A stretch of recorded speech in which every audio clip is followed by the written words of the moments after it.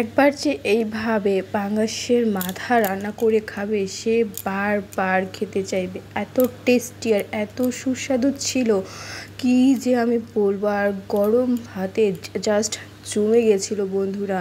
So দেখো এত yummy আর এত টেস্টি দেখতে, তখন বলবে যে আমার জন্য দুমুঠো চাল বেশি ধরে নিও। সো আমার তো খুব ভালো লেগেছিলো বন্ধুরা। আসসালামু আলাইকুম, শুভ দুপুর বন্ধুরা। সবাই কেমন আছেন? আশা করি সবাই খুব ভালো আছেন। আজকে দেখাবো পাঙ্গাস মাছের মাথার রেসিপি। এই মাথাটা আমার ফ্রিজে বেশ কিছুদিন ধরে পড়েছিল। তো এখন কী করা যায় বুঝতে পারছি না, তাই মাছটাকে ভালো করে ভিনেগার জল দিয়ে ধুয়ে নিয়েছি, যাতে মাছের কোনো আইসটা গন্ধ না থাকে। ভিনেগার আর লবণ পানিতে ধুয়ে নিলে মাছের কোনো আইসটা গন্ধ থাকে না। এটা একটা কিন্তু টিপস বন্ধুরা, মনে রাখবে। তারপরে এই মাছের মাথাটাকে ভালো করে পরিমাণ মতন হলুদ লবণ দিয়ে সুন্দর করে ম্যারিনেট করে রেখেছিলাম 10 মিনিটের মতন, যাতে হলুদ লবণগুলো বেশ ভালোভাবে ঢুকে যায়। তারপরে একটা কড়াইয়ে সামান্য পরিমাণ সয়াবিন তেল দিয়েছি। অবশ্যই সামান্য পরিমাণ তেল দিবেন, কারণ পাঙ্গাস থেকে কিন্তু তেল বেরোয়, আর সেই তেল পরে কোথাও ইউজ করতে পারবেন না। তাই পাঙ্গাসের তেলে পাঙ্গাস রান্না করারই চেষ্টা করবেন।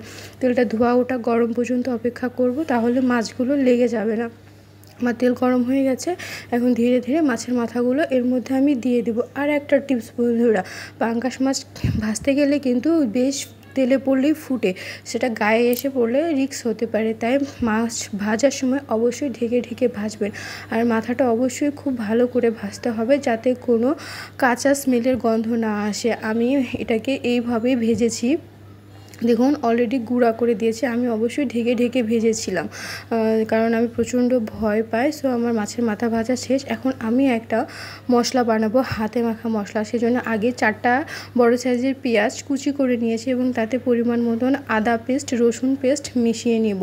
আর কিছু শুকনো মশলা দেব, যেমন হলুদ মরিচের গুঁড়া মাছের মশলা, এইসব দিয়ে পরিমাণ মতন লবণ এবং সরিষার তেল সব ভালোভাবে দিয়ে এই মশলাটাকে আমি হাতে সুন্দর করে মাখিয়ে নিব।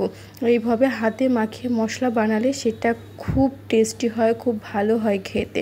সো এটা আপনি কাঁচা মাছের সাথেও মিশিয়ে করতে পারেন, বাট আমি পাঙ্গাসের গন্ধ লাগতে পারে ভয়ে আমি মাছটাকে আগে ভেজে নিয়েছি। নিয়ে এখন আমি এই মশলাটা হাতে মাখিয়ে নিয়ে তারপরে আবার মাছের সাথে ম্যারিনেট করে নেব।